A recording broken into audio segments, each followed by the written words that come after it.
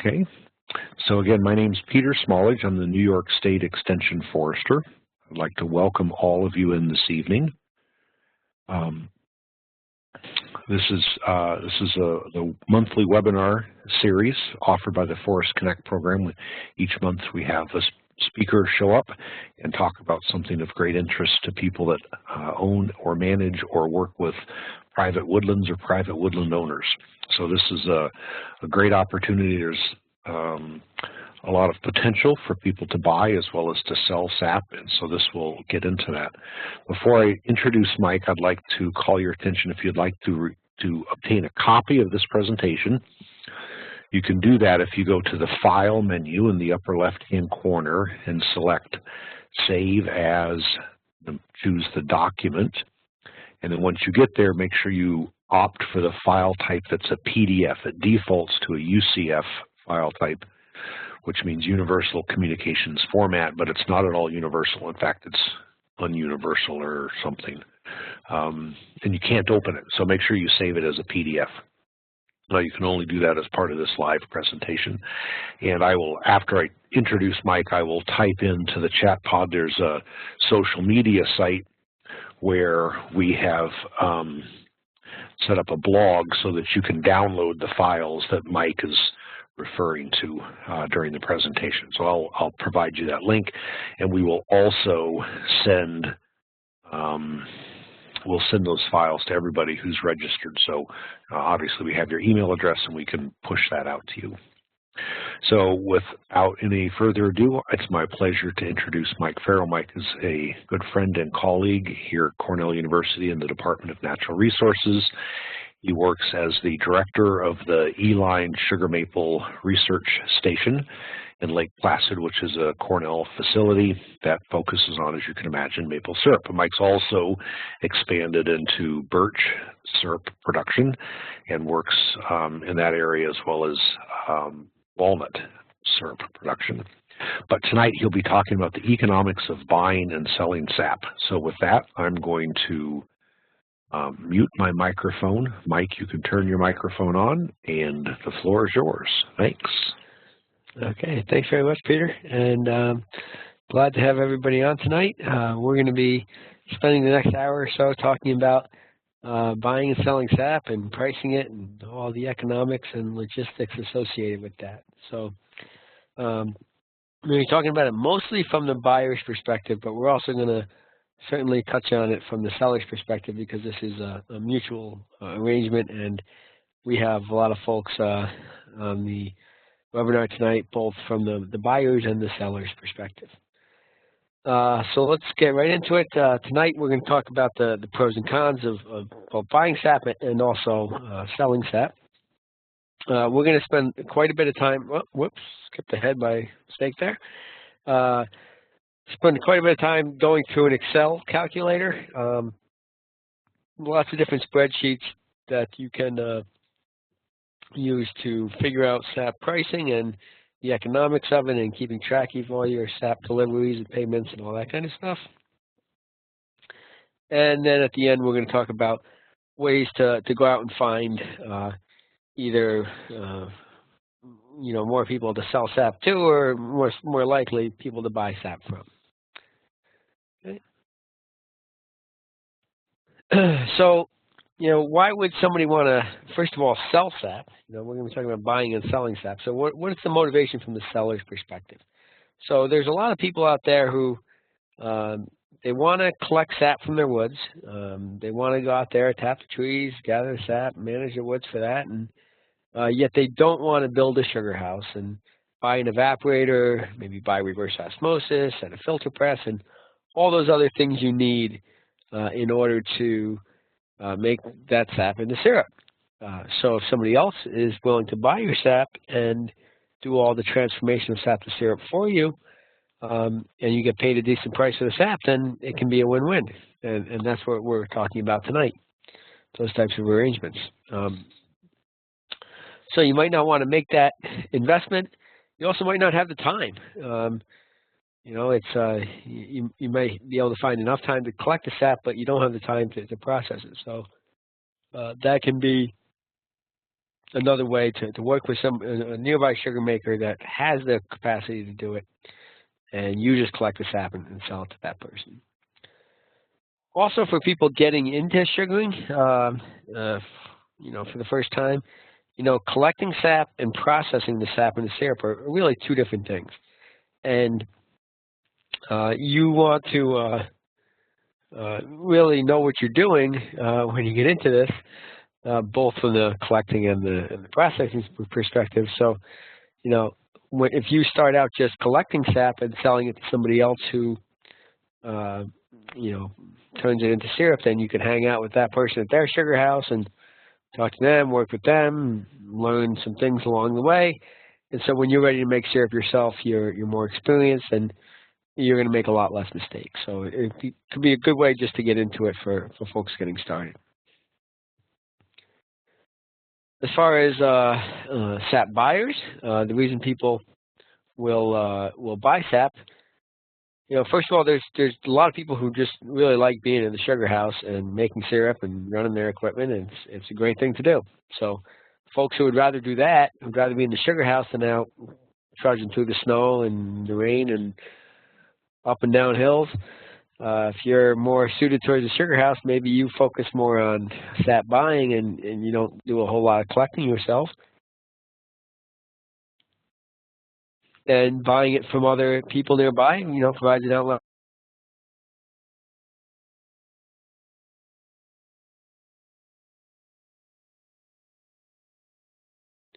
Sorry, I think we might have lost sound for a second, but I think we're back.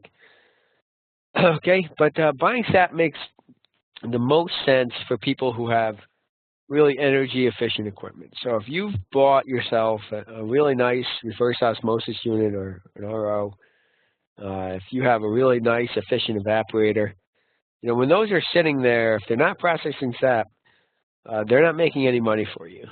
You spent a lot of money on them. They're not cheap, that's for sure. And you only get to use them for maybe 6 to 8 weeks a year during the sugaring season, and not every day either. So the idea behind buying sap is to make better use of that equipment. If you're only boiling for 3 to 4 hours a day, there's a lot of time that you could be spending processing sap, where you could be making good money using that equipment that if you had more sap to process, you would have a more profitable operation. And those are the situations with folks who have good equipment, really efficient ROs and evaporators that might not be using them as much as they could be used. That's where buying sap makes the most sense. Also, for people that don't have the time to tap more trees, or maybe they don't have access to more trees, they've tapped all they can find, and there's other people around nearby who want to collect and sell the sap, then it really makes a lot of sense. And there's a lot of sugar makers as well who they'd rather not buy bulk syrup for their markets. Some maple producers they can sell more syrup than they can produce themselves, and they'd rather buy in raw sap and turn that sap into syrup than buying in finished syrup to process as their own. The reasons to not buy sap, some of the the cons here, why you wouldn't want to do this, is that if you're already getting almost no sleep during sugaring season, which a lot of sugar makers are faced with, when you don't have a lot of time to begin with, taking on an extra project isn't probably your best idea. And if you don't have efficient equipment, let's just say you only have an inefficient evaporator and you don't have reverse osmosis, your fuel cost is going to be much higher, and you're not going to make a lot of syrup per hour while you're boiling the sap. So it's not going to be very profitable for people who don't really have that type of efficient equipment. And for folks who could just have more trees on their own property, I would say go get the sap from your own land yourself, where you can get 100% of the revenues before you start buying sap from others. Okay, talking about sap prices, there's always been a table published in the Maple Digest every year. It came out in the February issue, and it showed the price per gallon for sap based on the sugar concentration of that sap, according to 1/10 of a Brix. And there's always a disclaimer saying that these prices aren't for everybody, and you might not want to use them, and this and that. And so several years ago, I saw this. I said, well, there must be a better way. And skipped ahead. Because really, there's a lot of factors that should go into sap pricing. First of all, sap, of course, is the only raw material for making syrup. So the price of maple syrup should be directly correlated to the price of sap.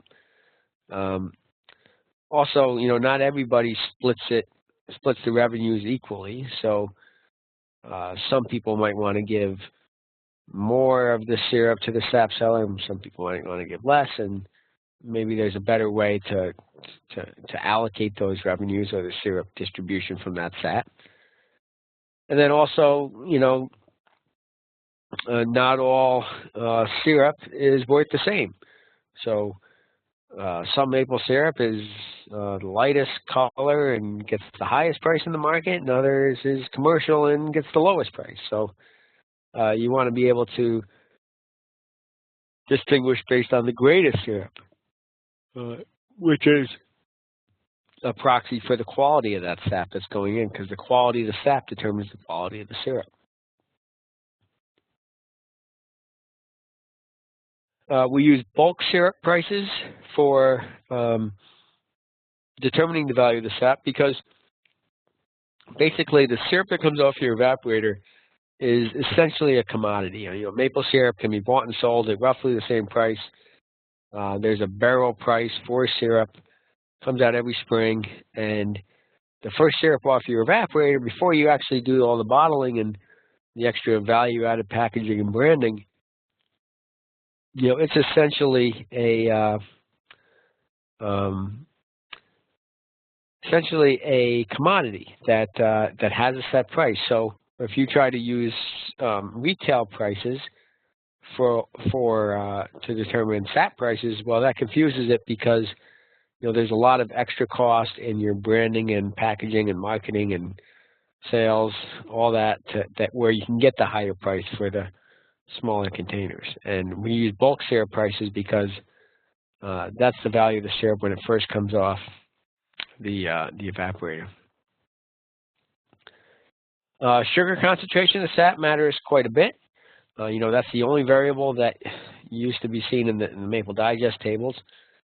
Basically, the higher the sugar in the sap, the more the sap is worth, because you can make more syrup from it. 3 brick sap can make 50% as much syrup as 2 brick sap. So the higher the sugar content, the more it's worth. Also, the higher the sugar concentration, the less time and fuel is needed to turn that sap into syrup. So if I'm a sap seller and Pete's the sap buyer, and I bring him a load of 1.5 brick sap,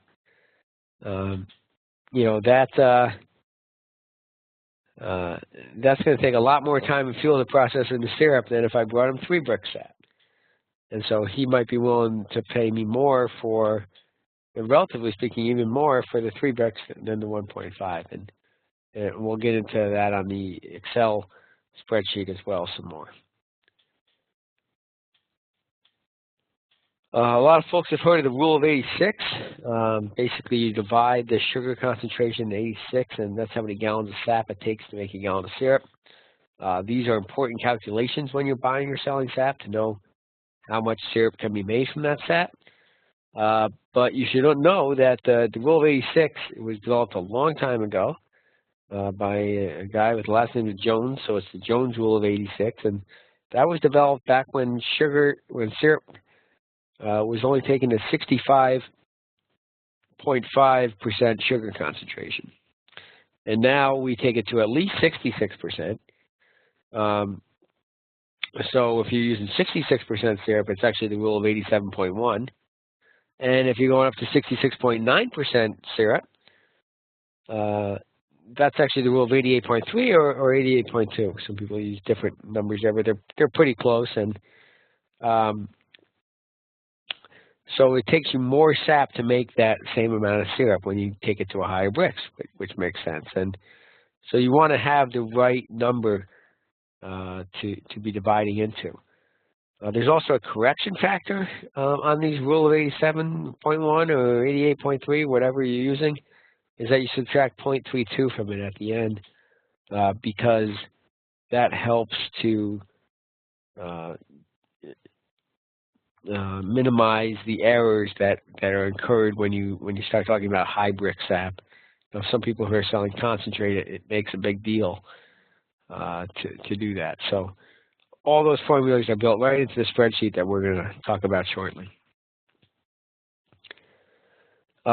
In this spreadsheet, the only thing that you have to change is how you allocate the syrup revenues from that sap. So let's just say I bring 100 gallons of sap to Pete for him to boil into syrup. And let's just say that would make 2 gallons of syrup. So you have a 50-to-1 ratio there. Let's say it's 1.8 or 1.9 Brix sap, and he's going to do that. And I see on the chat window, Carl put in a link to an excellent article that's published on the University of Vermont Maple research site that talks about that Jones Rule of 86 revisited, where it goes through the calculations to show you why you should be using other numbers than the old Rule of 86. So definitely click on that link and download that to your computer so you can read through that. It's a really good article. So getting back to this, to the allocation, you want to work, if you're a SAP seller or a SAP buyer, either or, you work with the other party to come up with a figure that's going to work for both parties, where both sides are going to be happy and it's going to be a win-win situation. Most common arrangement is 50%, but that doesn't mean that's what it has to be. And certainly there's many instances where it's different from that, either up or down. And so you want to understand what the variables are that's going to dictate that and follow that accordingly. So, if I bring 100 gallons of sap to Pete, under a regular 50% distribution, maybe Pete keeps a gallon of syrup and I get a gallon of syrup, or if I want to get paid for that gallon of syrup instead, I get whatever that price of that gallon of syrup is worth in bulk syrup. And we can calculate all those payments accordingly. Okay, and the way you should base your distribution, one of the major factors that goes into it is, first of all, who's picking up that sap? Who's bringing it to the sugar house? If the sugar maker, if the person processing it has to go get it, they're not going to give as high a percentage as if the sap seller delivers it. It's much better to have sap delivered right to your sugar house than having to go get it. And if it's very far away, it's worth even, because that's time and money to every mile you have to drive to go get it. The processing capability of the sugar maker should also really play into this, because somebody who's got really efficient equipment with a high-powered reverse osmosis and a really nice efficient evaporator, they can afford to pay more for the sap, give you a higher percentage than somebody who doesn't have reverse osmosis and may only have a small, inefficient evaporator that has high fuel costs and doesn't make a lot of syrup. And finally, there's also the personal relationships at play. That a lot of people who buy or sell sap are, they know each other. There's a history there in the relationship, and you want to do something that's going to be equitable for both parties and keep that relationship in a positive state. Okay, so let's go into that Excel file now. I'm going to share my screen, so you're not going to see the chat window. Well, I don't think you're. Maybe you'll see the chat window. And on the left side of your screen, you're going to see an Excel file, because I'm going to switch out of this and to my computer, where we're going to go through the Excel file that you can all see. So if you received this by email, if you download it off the Cornell site, or I think Pete has it up on the Cornell Forest Connect website as well. Anyways, we can get this spreadsheet to you if you don't already have it. And this has been updated, so if you've downloaded one from several years ago, you should definitely get the more recent one that has all the improvements to it that you're going to want to use. So the introductory sheet, there's many different tabs in this sheet. So the first one, if you look at my cursor, it's just a welcome slide, which talks about all the different types of worksheets that are here and what they're used for. So the first one is SAP price table, which we'll go through. The second one is the advanced SAP price table that we can get a little fancier in your pricing. The third one is your hourly wage calculator, the simple version that is just a quick and dirty calculation to give you an idea if it's going to be profitable. Then there's the advanced calculator where you can put in some more variables to get a more refined estimate of how much money you might be able to make buying SAP. Then we have a blank worksheet for keeping track of all your SAP payments, and we're going to go through this, do an example there. And finally, there's an internal SAP value calculator where you can actually figure out what a gallon of SAP is worth to you. If you're buying SAP and you're producing SAP yourself, you can figure out what the value of the SAP that you produce off your own land is. And it's use a lot of the same types of tools, so put it in this sheet as well. Okay, so let's start off with the SAP price table. Okay, with any of these worksheets, the only thing that you're going to change is anything highlighted in yellow. So if it's highlighted in yellow, that means that it could change for the different situations, and you want to put in the value that's going to make most sense for your operation. Okay, all these also have some blue highlighted description at the top, which talks about what the worksheet is used for, and you should read through that. It's definitely going to be helpful to read through that. So we have here the percentage of the bulk syrup price provided to the SAP seller. Remember, we're using bulk prices for the syrup, determine the SAP price, and then all you have to do is put in how you want to allocate it. So if Pete and I decide that we want to allocate it halfway, both down the middle, we put 50%. We each get 50%. And let's just say Pete has to go drive 15 miles out of his way to go get the SAP. He's not really interested in doing that. Maybe he's only going to give me 40%. Or if I'm going to deliver the SAP to Pete and he says, hey, that's a real bargain, I don't have to go collect it, I'll give you 60% for delivering it, then you can put that there. And you notice that every time I change this value, it's always going to update the prices in here in the table. Okay, so let's put it back to 50% to default value. And look at it here. So on the left, you see SAP sugar concentration. It starts at 0.6, which is about the lowest you're probably going to deal with maple SAP, and goes up to 3.6. And if you got higher than 3.6 SAP out of your woods, that's a really good problem to have. And you can just continue the column down. So you could see it goes down to 3.7. You just keep on dragging it, and you can make this bigger, right? So there's no limits here to what the size of the table can be. You also notice there's bulk syrup prices. They're divided out into 10-cent increments, so $1.50, $1.60, $1.70. But you can change this if you want. If you want to know what it's worth at 2.05, you can just change that to 2.05, and it's going to tell you, right? So the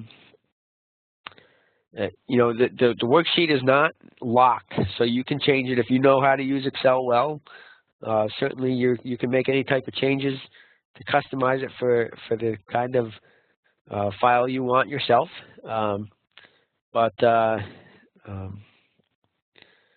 Just be careful doing that, because if you screw up, it might cause a lot of problems in the formulas. So, all you really have to change is stuff that's in yellow. Okay, if it's highlighted in yellow, so that 50%, you can see that. So let's look at, let's just say bulk syrup this year is probably going to be maybe $2.10 a pound for a lot of the syrup. Okay, and sap is usually about 2%. Okay, so at $2.10 a pound, this column right here. Okay, and at 2%, this row right here, you can see our intersection here is 27 cents a gallon. That means that a 50% distribution, if the sap seller is keeping half of the value and the sap buyer is keeping the other half, you're going to be at 27 cents per gallon. Now, if Pete wanted to give me 60% because I was going to deliver the sap,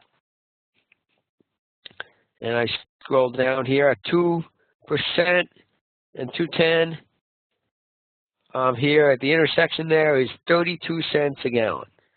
So I went up 5 cents a gallon by getting 60% instead of 50%. And if Pete had to go drive way out of his way to go get it, he had to pick it up, and he only wants to give me 40%. You see $2.10 a pound, this column, at 2 bricks, we're down to 22 cents a gallon.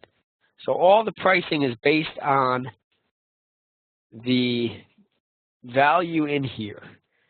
And when you download it, it's set at 50 just because that's the most common, but certainly that doesn't mean what it has to be. And you can customize that to whatever makes the most sense for your operation. If you look at one of these formulas, let's just look at, say, $2.10 a pound at 1.2 bricks. It's only worth 16 cents, right?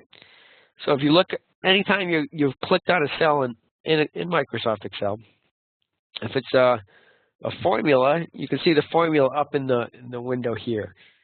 And some of the values you can see in here, the 87.1, of course, that's based on the rule of 87.1 divided by the A17, which is your sugar concentration of the sap. This other correction figure in there, the minus 0.32, multiplied by 11.1382. That's the weight of a gallon of maple syrup. So, bulk syrup prices are always defined in terms of dollars per pound by a weight basis. But if you want to take that weight basis out to a gallon basis, you multiply that way. And so that's why that's there. And then times G7. G7 here is the percentage of the bulk syrup provided to the sap seller. That's how you want to distribute it. And times H10, which is your bulk syrup price. So all the factors go in there, and the only one that you have any real control over is that one in G7, the percentage distribution. We really don't have any control over bulk syrup price, and we don't really have much control over sap sugar content either. If you watch some of Peter's webinars on sugar bush management, you see that there's a little bit of control over that. We can manage our woods to have higher sugar content on average, but that's something that we get from Mother Nature, not something that we have a lot of say in. What we do have an easy say on is how we distribute those revenues. And so that's why that's the one value that's highlighted in yellow. Okay, so that's a basic SAP price table. And, I show you how the SAP prices are calculated. I show you this so you understand it, but you're probably not going to have to use this table.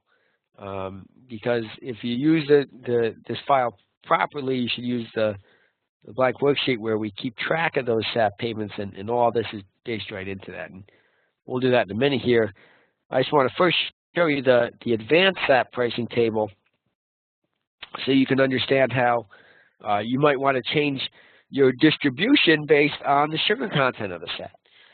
So let's just say Pete's a sap buyer, and I'm bringing him some sap, and he only has a little 2x6 evaporator. He doesn't have an RO. He's buying my sap, so that's a good thing for me. But if I bring Pete some really sweet sap, he's a lot happier than if I bring him sap that's really low in sugar, because the sweeter the sap, the less time and fuel it's going to take him to process that sap into syrup. For people who have reverse osmosis, that sugar content of the sap doesn't really matter so much. But for the folks who don't have that, and if you're buying sap, then you want to, give more for sweeter sap and give less for sap that's not so sweet. So you can put in what your base distribution is going to be. So let's say you want to do, on average, I'm going to do 50% distribution, and for average sap, for 2% sap. And then this cell here, G10, you put a number into here to change it based on how much relative change you want to have for how sweet or unsweet the sap is. So if you want to change it by 1% for every 1/10 of a brick's change in the sap, then you can put 10 in there, and it'll do that. If you put 20, it'll give you a 0.5% change for every 1/10 change in bricks. And if you don't want to have any really change in bricks, you put a really high number. Say you put 1,000, and there won't be any change. So if you don't want to have a change, don't use this sheet. But that's basically the way it works. So if we want to go up by 1% for every increase of 1/10, or down 1% by every increase in bricks, then we're going to have 10 here. Let's go over, and this shows you the prices for the sap based on those values. And if you scroll down further, this shows you the percentage distribution. So remember, we're going to have 50% distribution at 2 bricks, this row right here. And if it goes down by 1/10, we're going to reduce it by 1%. So every 1/10 it goes down from 1.9, it's down to 49%. At 1.4, it's down to 44%. At 1%, it's down to 40%. Okay, because you don't want to. The sap buyer doesn't want to pay as much for sap that's really low in sugar content. It's going to take that much more time and fuel. And conversely, let's just say I bring in 3% sap to Pete. He's really happy that he's not going to have to spend as much time and fuel to turn it into syrup, so he's going to give me 60%, because it goes up by 1% for every 1/10 of a change in brick. So if you're going to be doing that, this is a good table to use. But otherwise, if you're buying sap and you have reverse osmosis, I wouldn't worry too much about it. Okay, let's go over to the blank worksheet, okay, where you're going to use this to keep track of your sap payments. Just like the other sheets, anything highlighted in yellow, you definitely have to put in the values you want to have there. And there's 2 cells here for, the percentage you want to pay for delivered sap and the percentage you want to pay for sap if you have to go pick it up. And so usually the delivered sap, the difference here is often about 5%. I find most people using this, that's a good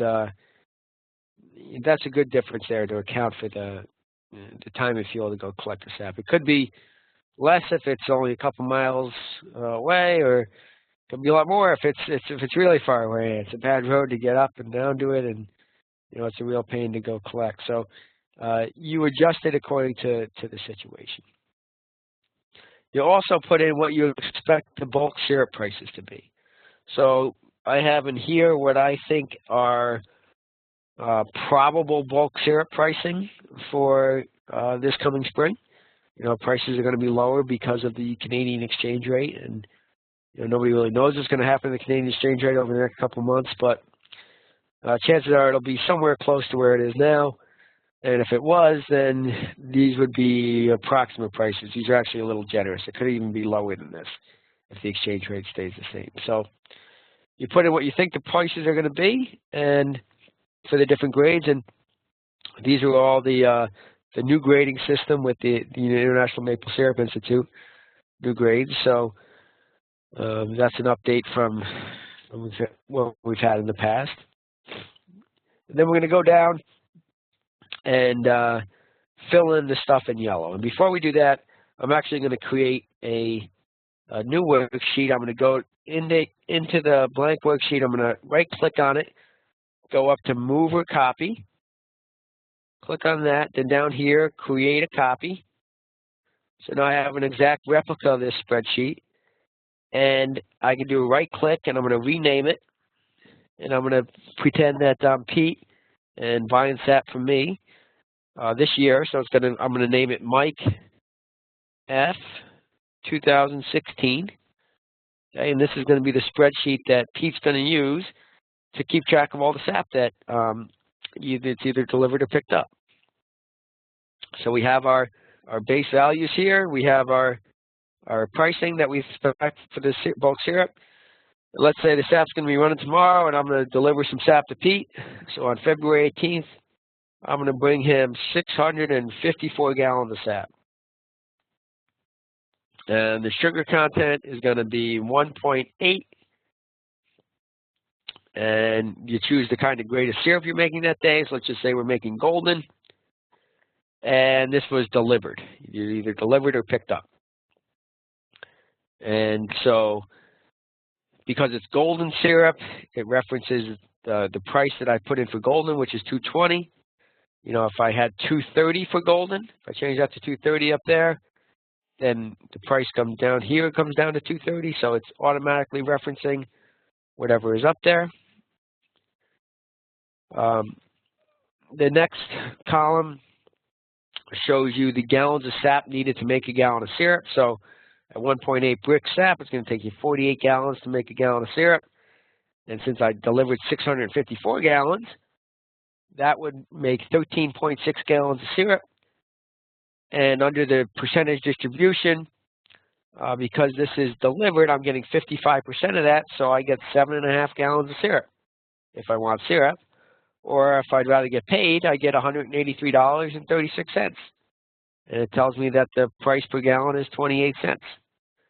So this is the easy way to keep track of all that. Let's just do a couple more examples. Let's just say February 20th, I get another SAP run, and it's going to be 548 gallons. We're up to 2.1 bricks, making amber syrup, and I'm delivering it. So it does the same calculations there. Okay. Let's say we're up to February 24th. It's 701 gallons. Sugar count's up to 2.3. We're making dark syrup.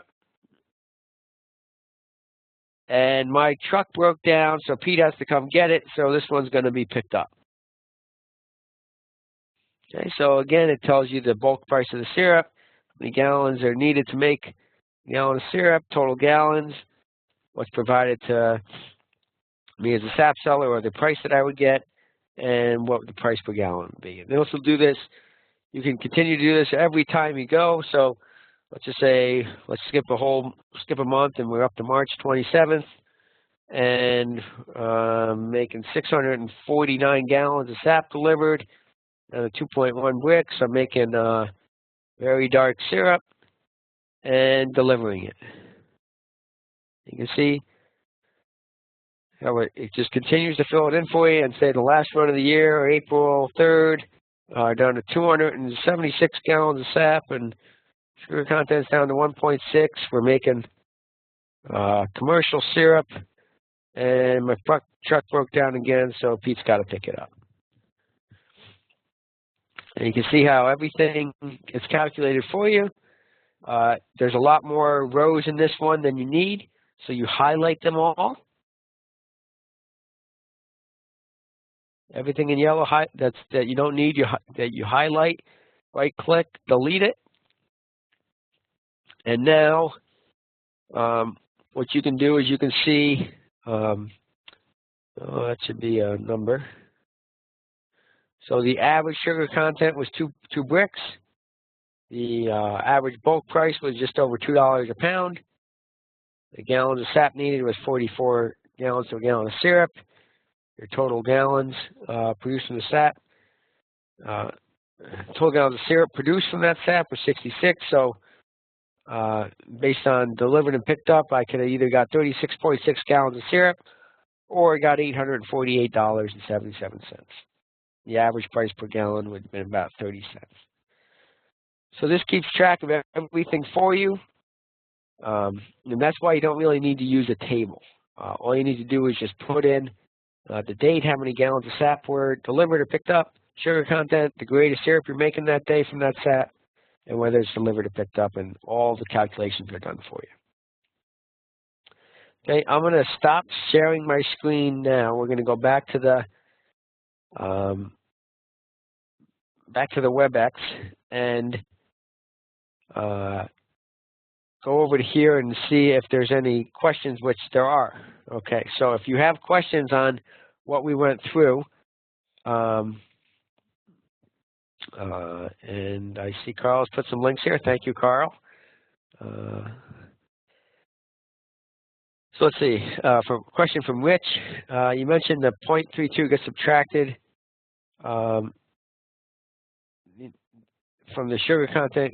It's actually subtracted not from the 0.6, but from the 0.32 is part of that formula that's in the Jones Rule of 86 revisited that is on that UVM website. I'm going to scroll up in the chat window to that.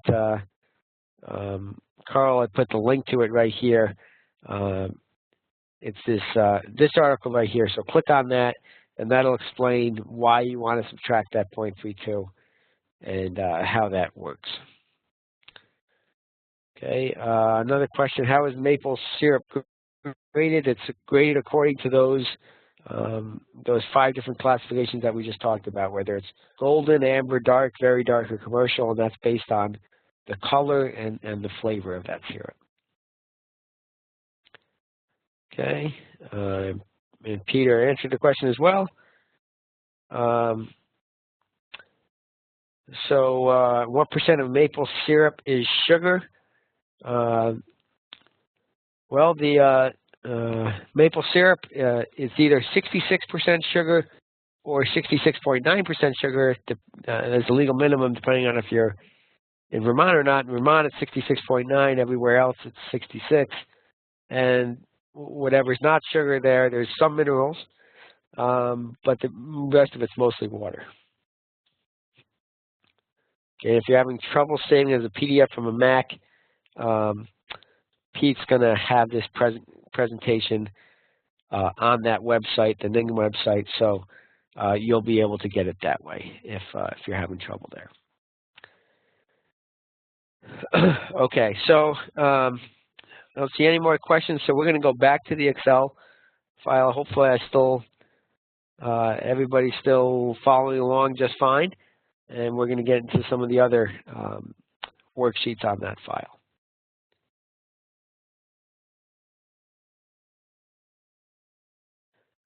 Okay, so you can see, this one is named Mike F. 2016. If Pete was buying from Kathy, then he would name it Kathy 2016, and so on. Every person that you're buying SAP from should have their own sheet, and all this is recorded and saved so that there's no disputes about how much SAP was delivered and the parameters and all that. It's a good way to keep those records. And the more records you can keep, whether it's a SAP buyer or seller, the better it's going to be everybody overall. So let's talk about whether you can make money buying SAP. Okay, so we'll go to the simple hourly wage calculator to start here.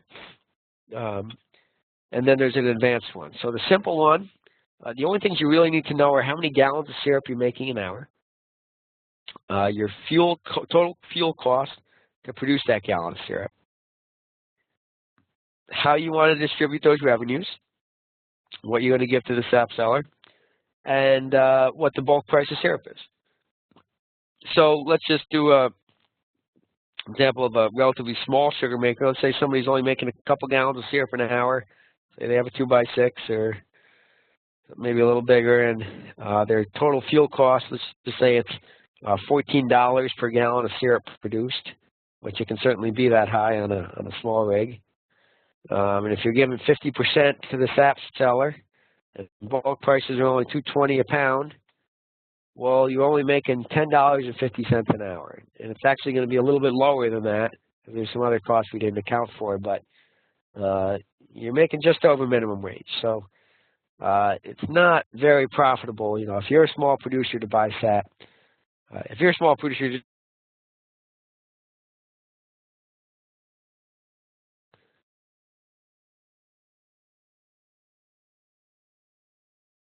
okay, sorry, I think I might have lost some folks there. Okay, so I can, you guys can hear me again. I think I lost sound, so just let me know you can hear me. Type in the chat window. Yes, okay, sorry about that. My USB headset came undone for a second there. So,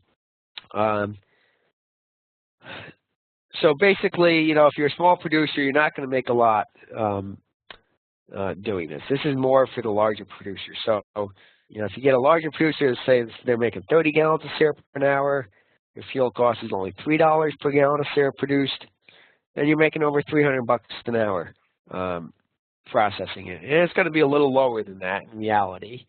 And maybe you're giving more than 50%. Let's just say you really want to entice some people to sell you SAP, so you're giving 60%, in which case you're only making $258 an hour. So that's still very good. I mean, I wouldn't be complaining about that, but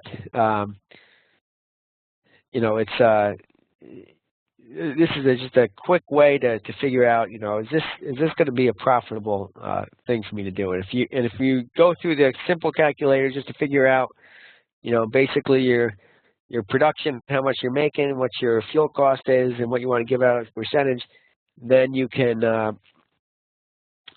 get a good idea if it might be profitable. If you see a figure like $258 an hour, you say, yeah, that's something to definitely look into. I know I wouldn't mind making $250 an hour. So then you could go over to the hourly wage calculator advanced. Okay, and remember what were our figures here, that we were going to do 30 gallons of syrup an hour. Our fuel cost was going to be $3 per gallon. We're giving, what was that, 60%. We're going to give 60% to the SAP seller, and bulk prices are $2.20 a pound.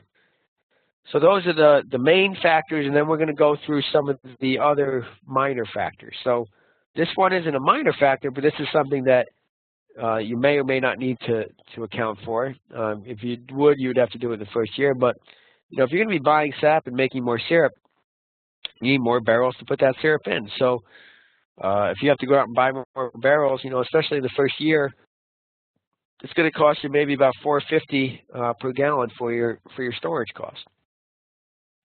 And then the more SAP you buy, the more, say, filtering you're going to need to do on that.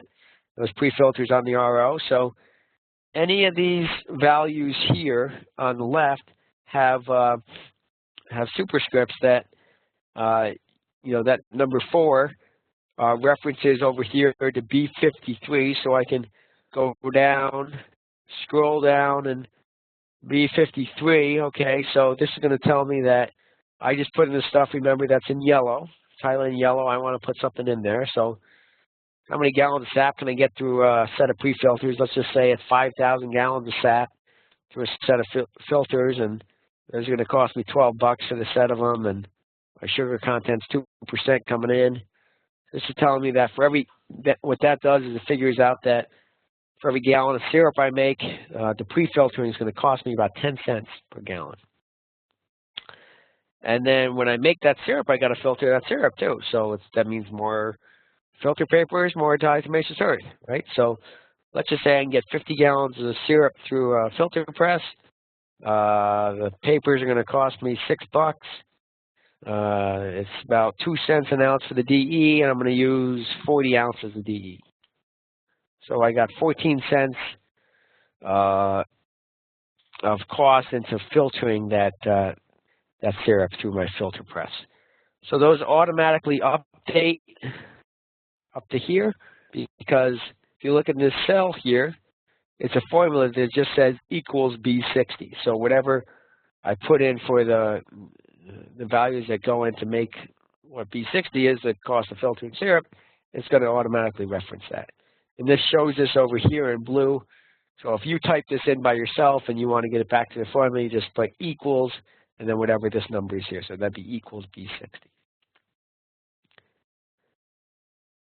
Okay, and then the other two significant costs you should consider are your depreciation on your evaporator and your RO. So if you went out and bought equipment, you know, say you bought a new evaporator, new RO to be able to process more sap that you're going to buy, you definitely need to include the depreciation on those pieces of equipment in your calculations.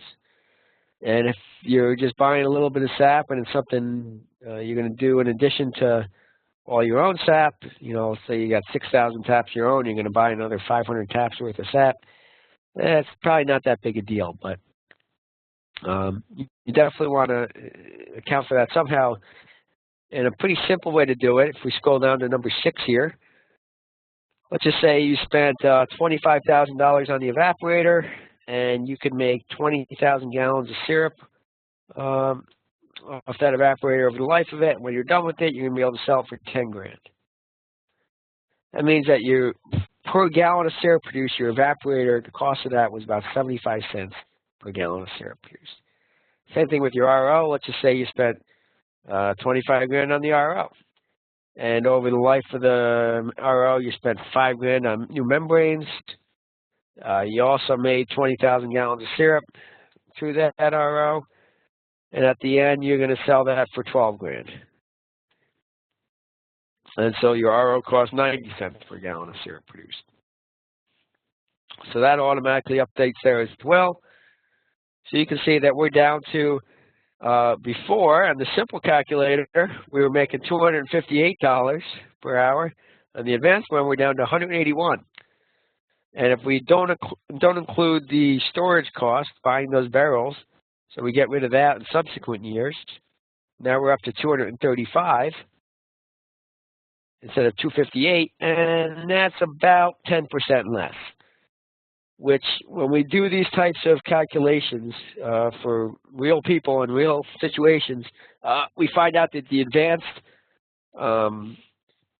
hourly wage, what your sugaring operation can make per hour processing sap, is usually about 10% less than the simple one. So if you don't know all your figures there for the advanced and you want to get a good idea, you can take the simple one, subtract out about 10%, and that's going to be about what you'll wind up making per hour. Something that we skipped over that we could spend a little bit more time on is this fuel and electricity cost per gallon of syrup produced. We just put the number in 3. I just made that up out of thin air. But let's just say you're cutting wood yourself. You have a wood-fired evaporator. You want to figure out what's the value of that wood. You know, some people think it's free because you don't have to pay for it, but obviously it's not free. Anybody who's cut wood knows that. A lot of time and money involved in getting that wood, and also opportunity cost. You could have sold that wood. There's a market for cut split wood. Okay. So let's just say you made 1,000 gallons of syrup, and you used 12 full cords of wood, and you could have sold that wood on the open market for $200 a cord. And your fuel cost per gallon of syrup produced was $2.40 with that wood. And same thing, you can also kind of figure this out if you have an oil-fired evaporator. Let's say you made 1,000 gallons of syrup on the oil-fired rig, and you used 875 gallons of oil, and the price of oil was $2.19. Then your fuel cost for oil would be $1.92 per gallon. These are just made-up numbers. In real life, usually the price of wood is lower than the price of oil. The price of oil is fairly low right now, but bound to go up eventually.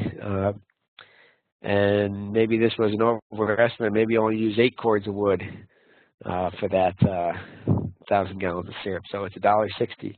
But, you know, that's going to all depend on your efficiency of your evaporator, whether you have an RO or not, and what concentrate you take it to. Lots of factors there. So that's the kind of stuff that you want to have good records on, keep track of, so you know what your costs are. And then as far as your RO, if you have a way of figuring out you know, that 1,000 gallons of syrup, how many kilowatts of electricity you use. If there's a meter there, they use 250 kilowatts and it's 12 cents a kilowatt, and maybe it's only 3 cents per gallon of syrup produced there. So maybe there's a lot more than 250. Maybe it's 2,500 kilowatts. So you get a more of a reasonable figure, and that seems closer to reality. That it'd be about 30 cents per gallon of syrup produced for the electricity to use your RO. Okay, so we're almost out of time tonight, so I'm not going to spend too much time on the internal SAP value calculator, but pretty much all the variables that we talked about just now for the advanced hourly wage one, plus your labor costs for SAP processing and any SAP transportation costs are included here, and you can figure out what a gallon of SAP is worth to you as a sugar maker. So this is a valuable tool to figure out, you know, the value of a SAP is going to vary between different producers based on, you know, somebody who has, first of all, let's just go through these variables. Of course, the sweeter the SAP, the more it's worth to you. The lower your fuel cost to produce that SAP in the syrup, the more SAP is actually worth to you. Because if you have low fuel costs, the SAP is more valuable to you.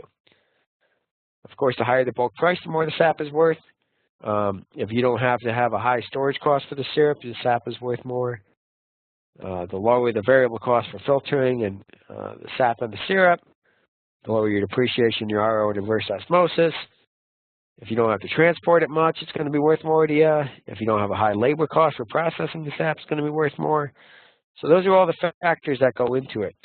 And how this is useful as it comes into play for SAP buying is that you can figure out what a gallon of SAP is worth to you from SAP you collect, and then you can see what you're paying for SAP per gallon for stuff that you buy, and if that value of the SAP if the price of what you're paying for SAP is less than what SAP is worth to you, then it makes sense to buy it, and you know, you should know what those values are so you can make informed decisions to see, you know, how much you can afford to pay for SAP and whether it's going to be a profitable operation for you. Okay, whoops, I'm going to go back to the PowerPoint now.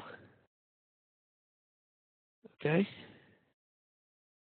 We'll get to the questions at the end, but let's talk about this a little bit from the SAP seller's perspective now. Definitely a lot of people selling SAP on the webinar tonight. And it's important to realize that, you know, if you're going to sell SAP, you're going to do it for one of two reasons. One is that you enjoy it, you really like doing it, and you want to be out there collecting SAP, but you don't want to have to go through all the hassle of turning it into syrup. And you also might want to make a little bit of money. And so it's either got to be profitable or enjoyable. So let's look at what the potential profit might be. A couple examples here. You know, if you put in a high vacuum system, you know, put a big investment in, let's just say it's a small wood lot, it's only 800 trees, but you get over 20 gallons of SAP per tap. And so let's just say it's going to make about a half a gallon of syrup on average. So you're going to get 400 gallons of syrup off of the 800 trees. And if bulk syrup is $2.15 a pound, that's about $24 a gallon. So that syrup is worth $9,600. And under most situations where the SAP seller is getting 50%, John's going to wind up with about $4,800 in revenue, or about $6 a tap. And just the installation cost is going to be, you know, usually somewhere around $18 to $20, you know, maybe $15 on the low end, $15 to $20 a tap, or potentially even higher for you know, if you have long main lines and conductor lines, that, you know, that kind of stuff adds up. So you know, $6 a tap, if that's what you're getting in revenue, it's probably going to take you, when you figure in all the additional variable costs each year, it's probably going to take you 5 to 6 years to to pay that back before you even break even. And if you spend less money, let's look at another example where you have average yields, no vacuum, so you're going to get maybe a quart of syrup per tap off your 800 trees. That's only 200 gallons of syrup, so if you're going to get half of that, it's only going to be $2,400, which is about $3 a tap. So, if you're not going to put in a vacuum system, in the old days, you do regular 5/16 tubing, and it's still going to cost you probably $10 to $12 a tap to set that up, maybe even a little bit more. So it's going to take you another 5 to 6 years, whether you're doing the high vacuum or the low vacuum system or the gravity system. The opportunity, and where I already see this happening quite a bit, is somebody's got 800 trees and it's on a nice little hillside,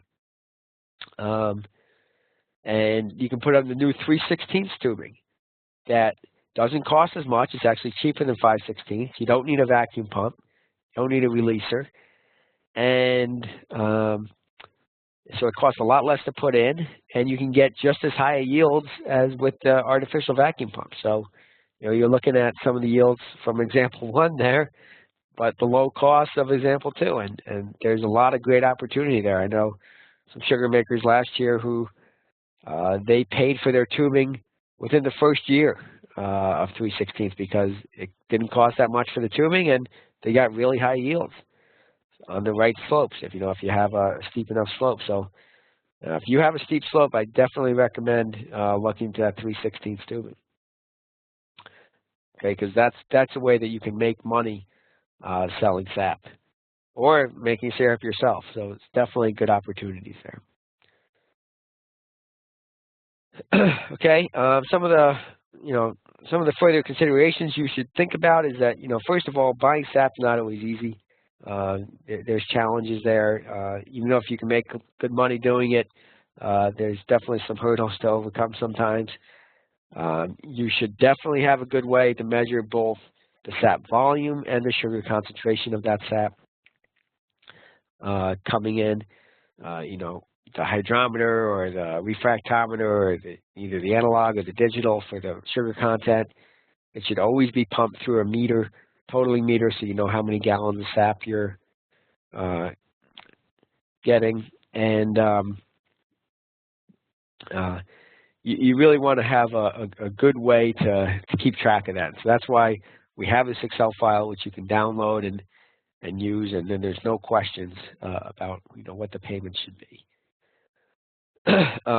Something you should be aware of is that you can lose control over the situation pretty quick. We're out of control quite a bit during sugaring season. Mother Nature's in control with the weather, and so things don't always happen the way we want them to. And oftentimes if you're having a huge run and your tanks are almost overfull, that's when everybody's selling sap to you. Their tanks are overfull. Guess what? They want to deliver that sap. So, you need to have more sap storage capacity. You're going to probably have some late nights boiling. So there are some challenges there and things that you should take into account and consider.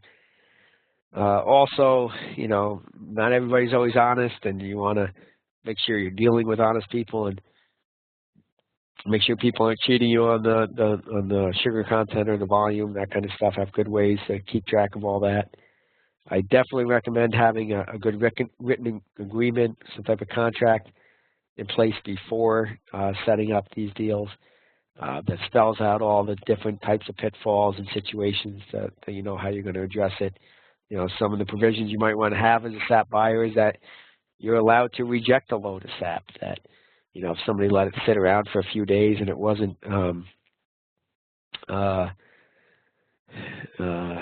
it might have been good the first day, but by 3 or 4 days from now, it's starting to get kind of yellow and cloudy and full of bacteria and smells bad, and you don't really want to mix that in with your fresh sap. So, there's been many times that kind of stuff has happened, and it leads to some disputes between the sap buyer and seller. So,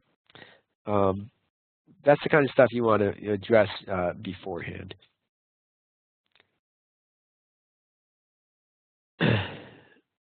As far as finding more sap to buy, I would suggest, the free thing to do is put that on Craigslist.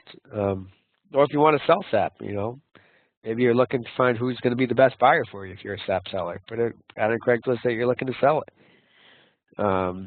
If you're a buyer, you can put a sign right on your sugar house. If you're, if you want to get more people to sell sap to you, and you're on a well-traveled road, those signs can be very effective. You should certainly let the dealers in your area know that you want to buy sap,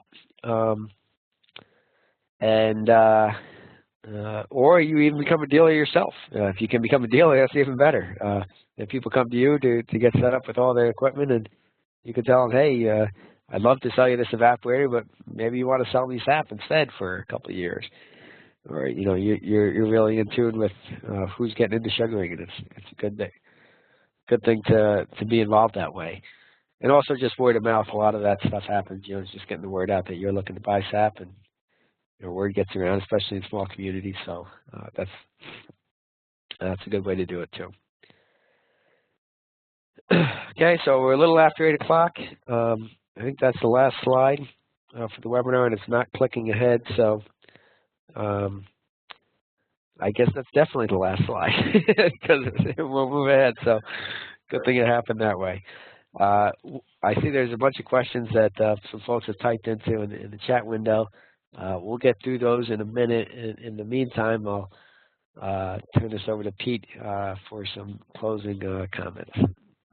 Thank you, Mike. Another great presentation, and I think our evening audience was very much engaged. We had more and better questions from the evening audience than the noon audience, so that's outstanding. So if you have questions, this is a good time to type them in. We'll take whatever time we need to work through those. Mike, do you want me to scroll and read them, or do you want to scroll and chat? You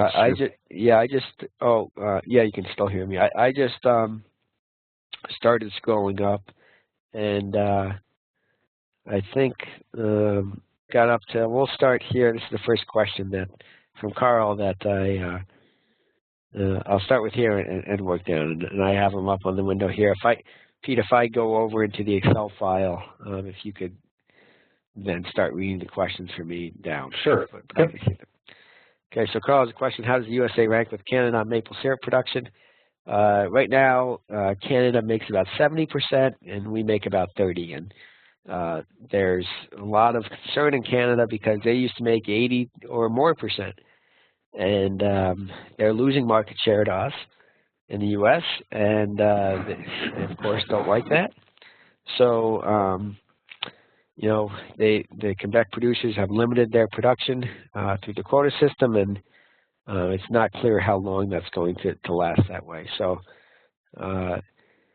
the exchange rate with Canada is having a big impact on the maple industry right now, and it's anybody's guess how that's going to play out in coming years. Okay, well, climate change affect maple syrup production. That could be a whole other webinar, Carl. The short answer is that there's certainly things that we can do to adapt climate change plays certainly a role in the maple industry because we're very weather dependent, but we have to distinguish between weather and climate, and weather is often more important, definitely on an annual basis, than the overall climate. We've noticed that, especially in a winter like this, we're getting sap flow. We've had potential for sap flow November, December, January, February. This could be one of those winters where if you tapped really early, you could wind up with a even better crop than normal. And there's other years where climate change, like for instance 2012, when you get those weather events, the 80 degrees for a week, that just is a disaster for syrup production. So there's a lot of variables there. In the evaluation of the webinar, you can type in suggestions for future webinars, and if that's something you're really interested in, maybe we can do a full webinar on the impact of climate change and how producers can adapt. Is there any new information for large sugar makers that have been purchasing sap for 5+ years in Franklin County? I would say that what I've noticed in Franklin County, Vermont, which is the biggest producing region in the country, is that the percentage given to the sap sellers, it used to be 50% for a long time, and some of the large producers up there started giving 60% or 65%. And now from what I understand, and I don't live in Franklin County, but I talk to a lot of sugar makers up that way, and if you're not giving at least 60 or 65%, you're not going to be able to buy that sap. That it's become very competitive to buy sap up there, and the large sugar makers generally giving a high percentage for that. So, so I don't know if that's new information for you or not, but that's the kind of trend that I see in Franklin County. And Franklin County is kind of leading the way in the sap buying realm. Question from Peter: is there a resource? Tell me a gallon of syrup I could expect per hour off my pan. So he's got a 5x4 pan. Yes, there's lots of resources out there about different types of efficiencies and production possibilities with evaporators. Again, that's another topic for a whole other session. I mean, if all you have is a 5x4 pan, you're not going to be making a whole lot of syrup out of it. And soon enough this season, if you're boiling off those pans, you can just keep track of it and see how much you're getting and determine that production rate. Any ways to make maple syrup more energy efficient? Yes, another topic for another great webinar. Thanks for asking, Carl. There's lots of different opportunities to make sugaring more efficient, and we could go through many of them. I mean, the number one is reverse osmosis. That's been the biggest energy savings device in the maple industry by far. We've been able to reduce fuel consumption. Now, since ROs started coming into play, in the 1980s, the energy production per unit of syrup produced has gone down by 80 to 90%.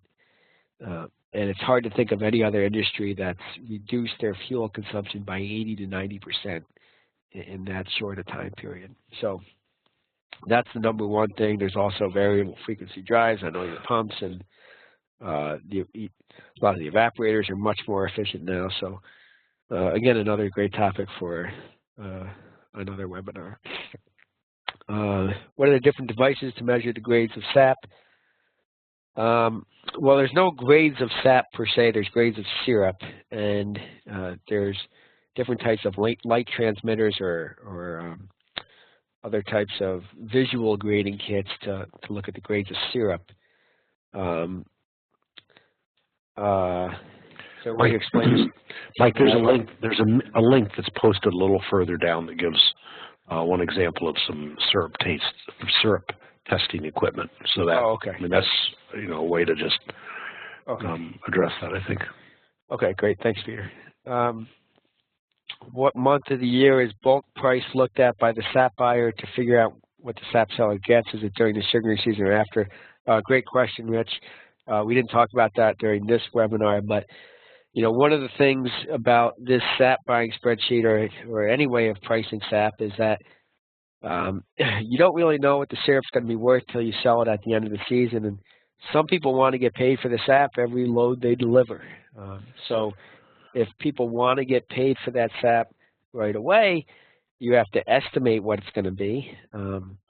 There's ways of doing that, calling the buyers and asking them what the prices are now. But those could certainly change at the end of the season. And this is a year that we really don't know what the bulk prices are going to be in the spring, because they're entirely dependent on the Canadian exchange rate. And anybody who knows what the Canadian exchange rate is going to be in May probably isn't involved in syrup. So there's good opportunities to forecast that and to make a good educated guess if people want to get paid right away, but you're going to have to then either take some money back from the person if you overestimated, or pay them more if you underestimated. And I think it'd probably be easier for a SAP buyer to pay them a little bit more than ask for some money back. I don't think that conversation would go over too well. I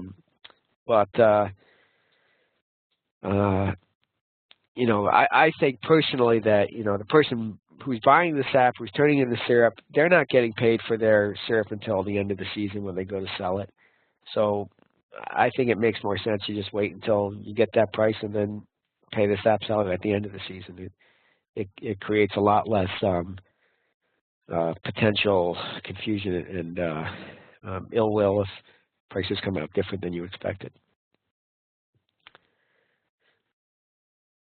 Does SAP reheating help in making syrup production more energy efficient? Yeah, that's one of the big things that a lot of evaporators have. All efficient evaporators either have a preheater or some type of way to capture the steam and heat up and help with the processing of the sap before it hits the pans. And there's piggybacks and steamways and other types of preheaters. Really great equipment out there that you should definitely look into. Question from Alex, is the sugar content across homogeneous across a 500-gallon tank? Most likely. It's possible that if it's been sitting around a long time that higher sugar content sap would settle to the bottom, but that would be very unlikely. And if it's been sitting around that long, it's probably not something you want to process into syrup anymore. So it should be pretty homogeneous. There could be some minor variations, but it gets pretty mixed up, especially as it's getting transported, sloshing around in the tank. So it should be pretty much the same. I haven't ever heard of anybody having major differences in different levels of a tank. Any cost of liquid petroleum per gallon? No, unless you do it in a turkey fryer, in which case it costs a lot of money per gallon. You'd be cheaper off buying the syrup than making it on your own. But that's going to vary quite a bit. There are different companies out there that do make LP evaporators. So if you have access to that at a cheap rate, it certainly should something you can look into. So always make sure to have an accurate refractometer of your own. Yeah, that's a great idea. And the person selling the sap and the person buying the sap, they should come up with the same reading on the sugar content of that. And I think I mentioned it in this webinar. If not, I'll mention it again, that you should have at least two different ways of measuring it. Have a refractometer and a hydrometer, an analog and a digital refractometer. You want to have various mechanisms and make sure that both of them read the same. Because if they both read the same, chances are they're both correct. The chances that they're both wrong and they're both wrong reading the same value is unlikely. If they're different values, obviously one of them is wrong. It's potential that they're both wrong. But if you want to get those things checked, you want to test them against known values. A lot of the maple schools in the winter, they'll have hydrometer testing stations you can bring yours to, or at the open houses for the equipment dealers.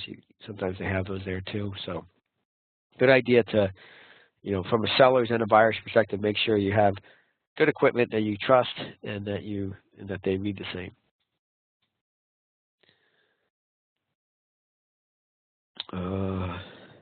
Yep.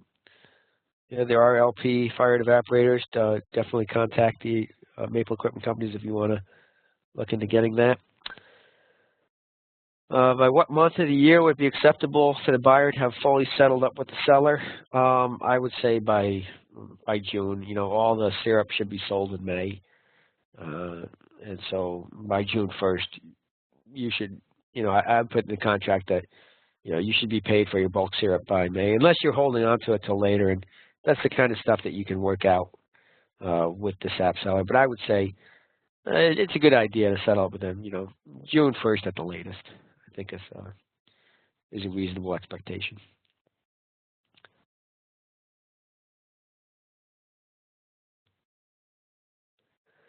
Okay, the advanced spreadsheet is a column that assumed the SAP buyer could choose which type of syrup they were planning to make with the SAP. Well, it's not that you can choose the type of syrup, but you have to choose what actually syrup you're making. And so, because SAP, let's just say 2% SAP that's making golden syrup is going to be worth more than 2% SAP that's making a dark or commercial syrup. So, and that is a factor of the SAP. It's the SAP quality that determines the quality of the syrup. So if it's low quality SAP that's going to make a low quality syrup, then it should be worth less. And generally that happens at the end of the season. How does one sell bulk syrup?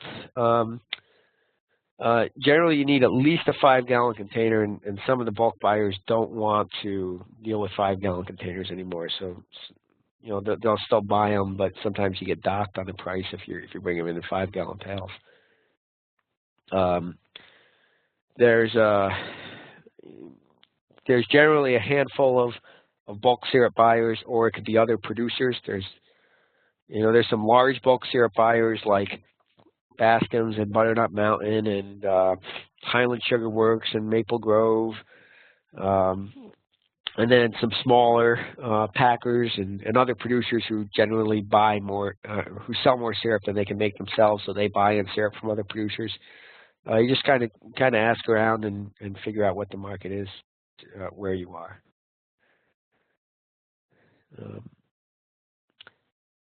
Can the chart be used for the purchase of SAP to be used for SAP order? Yeah, great question, Bev. I know several SAP water companies, people who are buying SAP to bottle up as a beverage rather than making the syrup. Whenever I've talked with those companies, I always recommend that they put in, for the value that goes to the SAP seller, a minimum of 100%, because maple sap as a beverage is the most valuable maple product there is, and so producers should get paid at least what that sap is worth as bulk syrup, and preferably a little bit more to compensate for the extra time to package it up into the totes or barrels, however it's being packaged, and to ensure that you have the highest quality sap, because it's only the best crystal clear, best tasting and high quality sap that gets used for drinking. So yeah, definitely several of the sap water companies are using this, and as far as I know, they're putting in at least 100% that value, and then it'll tell you what to pay. Would you be able to send the Excel PDF via email? So the Excel is not as a PDF, it's as an XLS, as Excel, so that it can be used. And certainly, we'll put a link up here. You can download it right off the Cornell Maple website. I think Peter has it on his Cornell Forest Connect site as well. If you can't find it on there, my email. If I can advance this I can't advance the last slide. I'm not sure what happened. Lost the last slide, but I will type in. I think I can actually type in the chat window myself. I'll put my email, and you can email me, and I'll send it to you. I just typed it in there, Mike. Okay, thanks, Peter. No, I sent it to you, though. I didn't send it to everybody. Okay. I'll do that again. Okay. On that, Mike, on that one, the PDF of the presentation and the Excel spreadsheet are loaded on the blog, today's blog, at the cornellforestconnect.ning.com site that I posted. And everybody that registered for this webinar, I will send a direct mail of the Excel spreadsheet. All the files I will send to everybody who's registered, so they'll have multiple opportunities to get copies of these files. Okay, it says I'm having problems activating my forum, and That's from Lexi. Lexi, we'll take care of you. I'll make sure to get in touch with you there, get that figured out. From John, how many years should a producer look to get a lease agreement to make the investment worthwhile? How much SAP you should be paying? So this is a question on leasing. We didn't really cover tonight. It was more about buying and selling SAP, but leasing is where you just pay a landowner for the ability to tap their trees. I would never do a lease that was less than 5 years, and I would always ask for a minimum of 10 years, and preferably longer. You know, it's going to take you about 5 years to just pay back your investment in the tubing system. And then the next 5 years, you can actually make some money on it. So if you lost the lease after 5 years, it would all be for just about nothing. So I would definitely go into it with a minimum 10-year lease, and I would ask for 15 or longer if you could. Now, how much should you be paying per tap? For a long time, it was about 50 cents per tap was the going rate. And recently, it's been more about $1 a tap is the going rate. I think, you know, with bulk syrup prices going down, it makes sense to pay a little bit less for your taps. I actually really like the system that they use in the state of Vermont for leasing on state forest land in Vermont, where they tie the lease price to the bulk syrup price. So you take 25% of the average bulk syrup price is your lease tap. So if it's, say the average bulk price is $2.40 a pound, then 25% of that would be 60 cents, so you'd pay 60 cents a tap. And 25% might be a little low, maybe you want to go up to 33% or 40%, but and they are, I know they're talking about increasing that percentage because it often comes out below $1, and dollar has been the going rate in a lot of places. Some places are going even higher though. So it all depends on the quality of the trees, the access, the location, the supply and demand issues. You know, so there's no set price, and it really depends on a bunch of factors. Okay, what is the standard bricks for maple water sold in the USA and Canada? There's no standard there, but I would say most of it's between 2 and 3, you know, that's what it comes out of the trees as for the most part, and that's what people like. But we don't have defined standards for that yet. How does the exchange rate directly affect the price of syrup? Is the price higher when the Canadian's currency is worth less? No, so the way the exchange rate affects bulk syrup prices is that the Federation of Maple Producers in Quebec, which has a big control on the market, they establish what the minimum price for bulk syrup is going to be. And so, you know, right now it's $2.95 a pound Canadian. And so if it was par with the U.S., we would be getting basically $2.95 a pound for our syrup this spring. But it's not because the Canadian dollar is only about 70% of the U.S. right now. So you have to take off 30%, and so you're going to be looking at, right now it would be about $2.10 to $2.15 a pound if the exchange rate stays the way it is now in April as it is now. And the way that works is that the U.S. packers have to compete against the Canadian companies in the grocery stores, and if they're paying more for the bulk syrup than the Canadians are, then they're going to lose the account, or they're going to lose money trying to keep the account because it's really low margin selling into wholesalers and distributors and grocery stores. So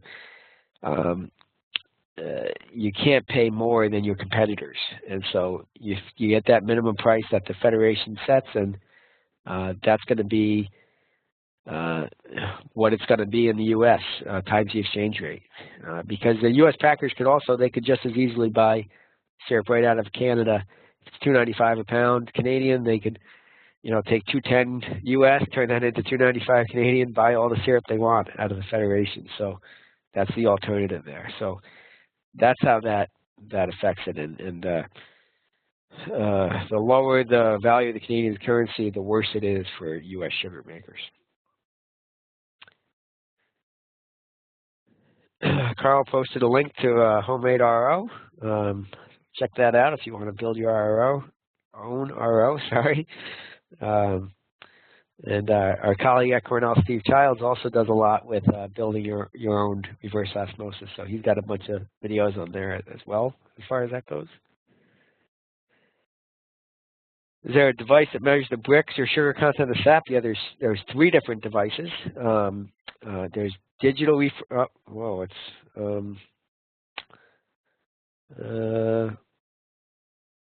I think okay, sorry, went scroll too far there. I showed them, and I can try to get to here it is. So I pulled up that slide. The one on the left there, that's an analog refractometer. You put the sap in between the prism there and look through it, and you can determine the sugar concentration that way. The one in the middle, that's a digital refractometer. That's one that can do both sap and syrup. They're a little bit more expensive, but you get 2 for the price of 1 there, and you just put the drop of sap or syrup right on the prism there, and it'll tell you. And then the one on the right is the sap hydrometer, and you float the hydrometer in a vessel of sap, or for the one for syrup and syrup, and it'll tell you the reading there as well. So different choices, different cost levels, depending on what you want to invest. Okay, Carl put a link to business plan. Thanks, Carl. That should be a good one too. Be sure to click on that if folks who want to do a business plan.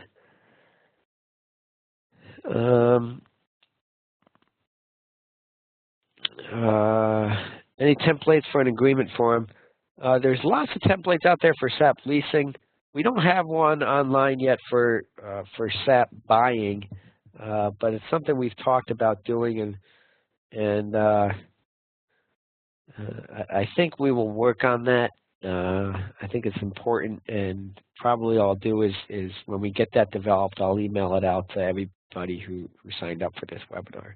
We have all your email addresses when you registered, so when we get that done, we'll send that out to you. And keep in mind, that'll just be a template, and you'll want to tweak that towards the kind of provisions you want in there. Carl has a question regarding maple syrup production marketing. What do you think about the concept of marketing the taste of place?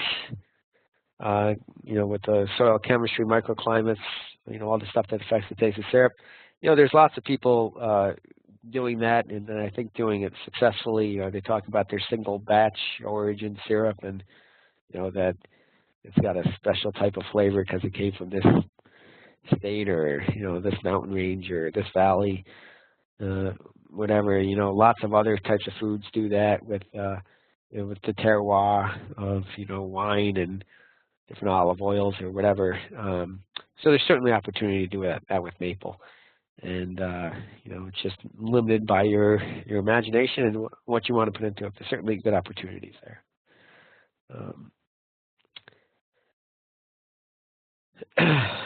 Okay, and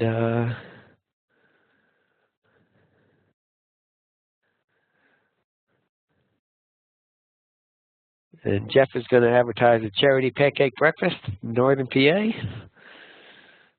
sure to hit that if you're in Northern PA. I'm sure it's going to have some great syrup. A bunch of thank yous, and thanks everyone for coming out tonight.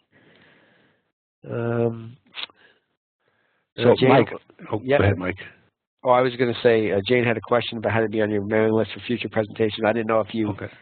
If anybody who registers for one gets all your announcements now, Okay. Peter. So I'll clarify. There are actually 2 questions related to that. One, so when you register to get your what's it called, a registration access code, you filled out a questionnaire, and one of those questions was something about if you'd like to be notified by email of future webinars. So if you said yes for that, then you're all set, and we will add you to that list. It's a low volume e-list. You might get 2 emails a month, so it's very low volume. The other question was about continuing education credit. This webinar was pre-approved by the Society of American Foresters for 1 credit of continuing education units, category 1.